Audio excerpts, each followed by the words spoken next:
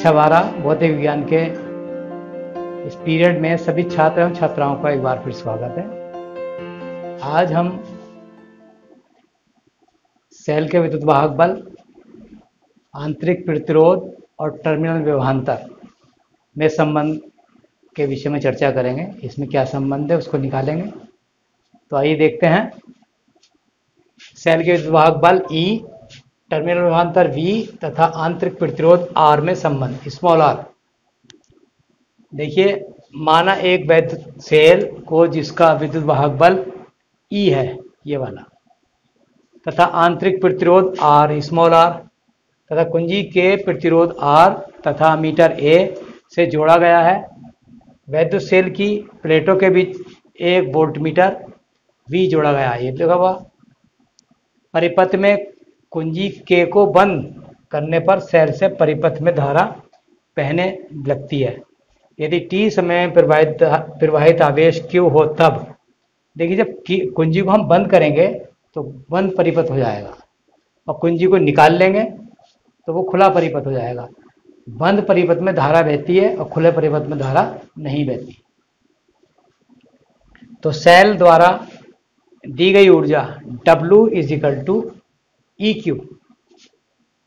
Cell का विद्युत वाहक बल E है और Q बराबर होता है IT, तो यहाँ हो जाएगा W = EIT। वैद्युत सेल के बाहर प्रतिरोध कितना है, वो R है। सिरों के बीच विभवांतर कितना, V है। अतः वैद्युत सेल के बाहर किया गया कार्य W बाह्य VIT हो जाएगा। इसी प्रकार जैसे EIT था, इसी प्रकार से VIT हो जाएगा। सेल का आंतरिक प्रतिरोध R है, अतः परिपथ में धारा I बहने पर वैद्युत सेल से के भीतर वैद्युत अपघट्य में विभव पतन V = IR होगा। विभव की कमी होगी उसके अंदर, वो कितनी होगी, V = IR। अतः वैद्युत सेल के भीतर किया गया कार्य कितना हो जाएगा, W आंतरिक = हो जाएगा VIT। और VIT क्या है, देखिए, V = IR होता है, हमने ऊपर लिया है, तो यहाँ पर IR × IT, तो ये I² RT आ गया।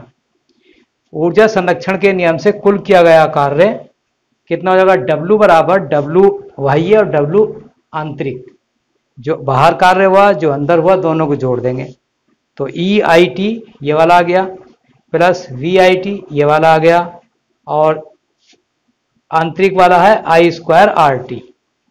इसमें से देखिए IT से सबको भाग कर देंगे तो क्या आ जाएगा, E = V + IR या V = E - IR। इसको समीकरण नंबर 1 कह दिया हमने। परंतु V वैद्युत सेल की प्लेटों के जो उपलब्ध टर्मिनल विभवांतर भी है। अतः ये स्पष्ट है कि जब वैद्युत सेल धारा दे रहा होता है तब उसके प्लेटों के बीच टर्मिनल विभवांतर V उसके विद्युत वाहक बल E से कम होता है।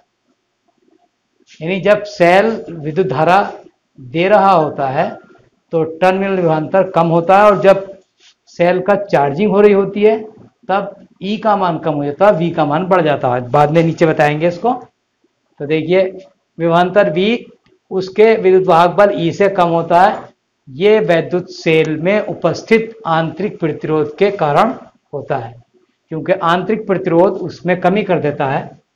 तो देखिए, यहाँ I = 0, तब समीकरण 1 में क्या हो जाएगा, V = E हो जाएगा। अगर I का मान 0 हो जाए तब क्या हो जाएगा, V = E। तो इस स्थिति में दोनों मान बराबर हो जाएंगे, टर्मिनल विभवांतर भी और विद्युत वाहक बल भी, जब धारा नहीं बह रही होगी। और धारा बह रही है तो E का मान जो है वो V से ज्यादा होगा। तो देखिए, अब अर्थात जब वैद्युत सेल में धारा नहीं ली जा रही है, अर्थात सेल खुले परिपथ पर है, तब सेल की प्लेटों के बीच टर्मिनल विभवांतर सेल के विद्युत वाहक बल के बराबर हो जाता है, बताया ऊपर ये। यदि परिपथ में वैद्युत धारा I है तब प्रतिरोध R के बीच विभवांतर V है, तो क्या हो जाएगा, V = IR ओम के नियम से, या I = V/R होता है समीकरण 1 से। समीकरण 1 ही हमारी है, तो क्या है, R = E - V/I। देखिए, तो इसमें क्या आ जाएगा, समीकरण 1 से हम कर सकते हैं ना इसको। देखिए, E इधर को ले जाएंगे तो E - V और IR इधर को, I जो है R का मान निकालना तो I/में आ जाएगा। तो क्या आ जाएगा ये R बराबर E माइनस वी बटे आई। समीकरण सेकंड से I का मान रखने पर R बराबर क्या आ जाएगा E माइनस वी बटे वी बटे आर। तो अब हम इसको हल करते हैं तो R तो यहाँ जाएगा बराबर में और E माइनस वी बटे वी, अब v से भाग ले लेंगे तो E बटा वी माइनस 1। तो ये हमारी जो व्यंजक आएगा R is equal to R capital R, small r is equal to capital R bracket में E अपान वी माइनस 1। इसको समीकरण नंबर 3 कह दिया हमने। ओम के नियम से V बराबर आई आर होता है। समीकरण 1 में रखने पर आई आर रख दिया, देखिए इसमें V की जगह, और E माइनस आई आर।